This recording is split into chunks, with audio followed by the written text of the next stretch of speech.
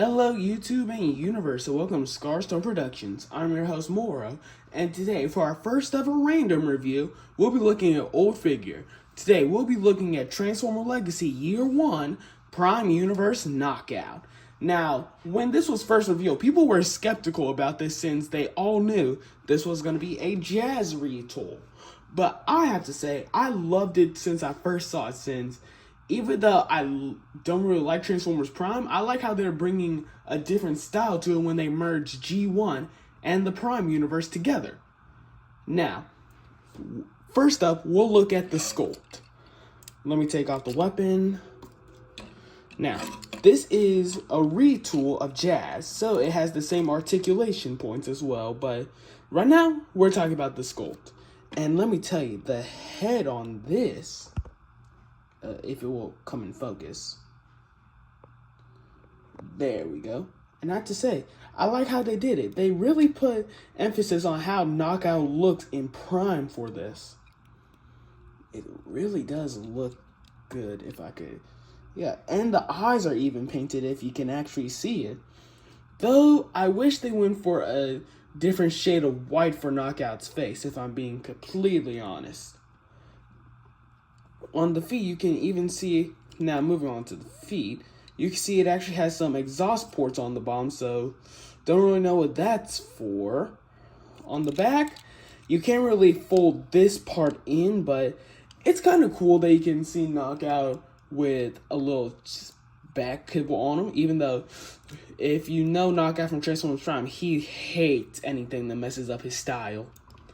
And I don't really have anything else to say because everything is just from Jazz, but retooled to look like Knockout. There's nothing really much to say about it. If this will get back in focus.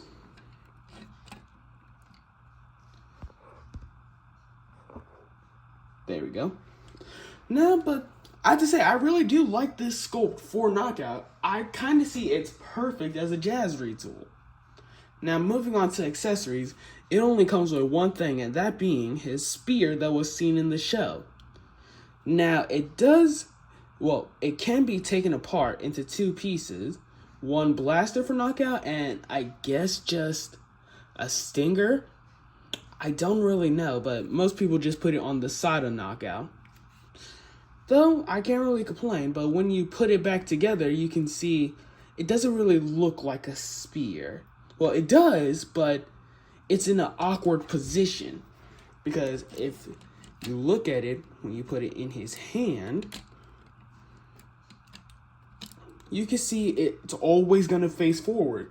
So you either have to turn it in sideways, which looks awkward, or turning out, which looks even more awkward. Either way, no matter how you do this for the spear, it's going to look awkward. And the reason for that is a little part right here, if you can see it, which stops it from turning side to side, which is kind of stupid. Because I want something that I could just put any way and not be able for it to be restricted. But that's enough about me ranting. Let's move on to articulation. Now, the head can swivel all the way around, as you can see. Arms go out 90 degrees, though if you push it forward a little bit, you can go a little bit over it. Arms can go full 90. Wrist can can't swivel. It just goes in and out. Waist swivels 360. Knees go in, but if you untap it, you could do a 90 without even moving the arm back, which means, move that aside, you can go a full 180. Kind of cool. And that's it for articulation. Now that's it for articulation. Now moving on to the comparisons. First up, we have Voyager-class Siege Megatron, Voyager-class Netflix exclusive Optimus Prime, Voyager-class Earthrise Starscream, Voyager-class Prime Universe Bulkhead, and finally, the mold that it's based off of, 86 Jazz. Now that's it for the comparisons. Moving on to transformation. First, what you want to do is, well, what I do, I usually close the feet in first since that makes it easier. Then you lift up his abdomen, fold down his head,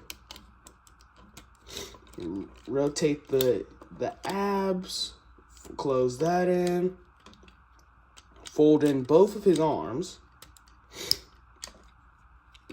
Then you could collapse his legs, open up his wingspans, I believe, fold in the arms. Now, what you want to do when you fold in the arms is you want to make sure these parts right here line up on the outside so it can actually fit into the pockets right here. Do that again on this side.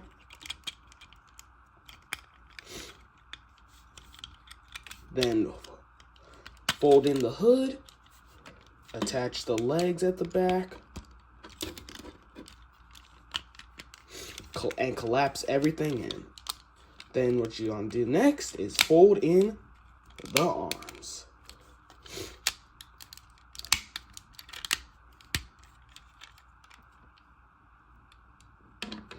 And that's what we have for his vehicle mode. And I have to say, it really does look screen accurate to what Knockout actually looked like in Transformers Prime.